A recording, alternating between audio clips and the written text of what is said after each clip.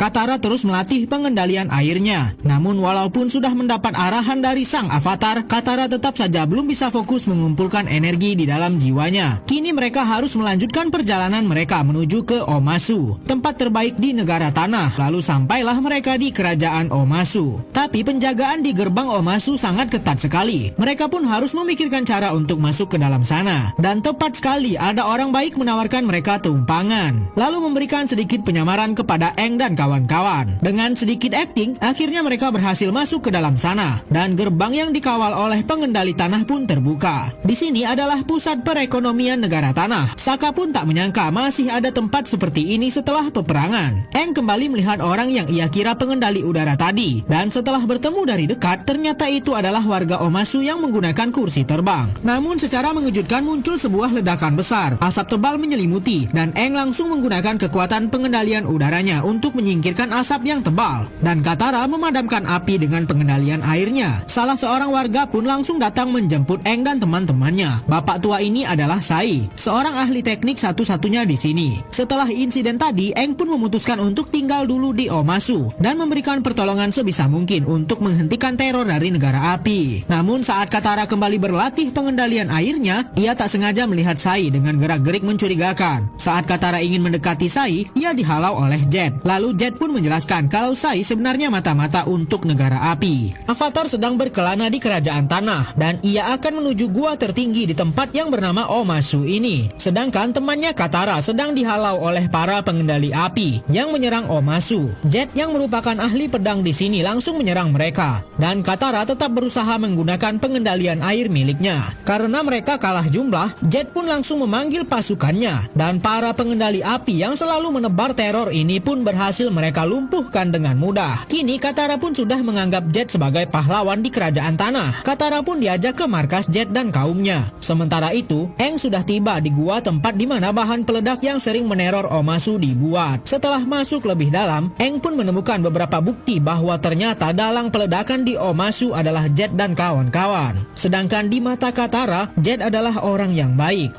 Di tempat ini juga sudah tiba Zuko bersama pamannya yang terus-terusan memburu Avatar tanpa henti. Aang pun langsung memberitahukan Sokka kalau ternyata bukan negara api yang menjadi dalang peledakan di Omasu. Tapi saat Katara pulang, ia tak percaya kalau Jet adalah orang jahat, sebab Jet sudah mengalahkan pengendali api. Sokka pun sangat marah dan meminta Katara membuktikannya. Katara pun langsung menemui kembali Jet, dan ternyata Jet mengakui bahwa ia adalah dalang teror ledakan di sini dengan alasan mencari keadilan. Dan sekarang komplotannya sedang menjebak Sai, bapak tua yang sudah menampung Katara dan Aang di Omasu. Kini koper yang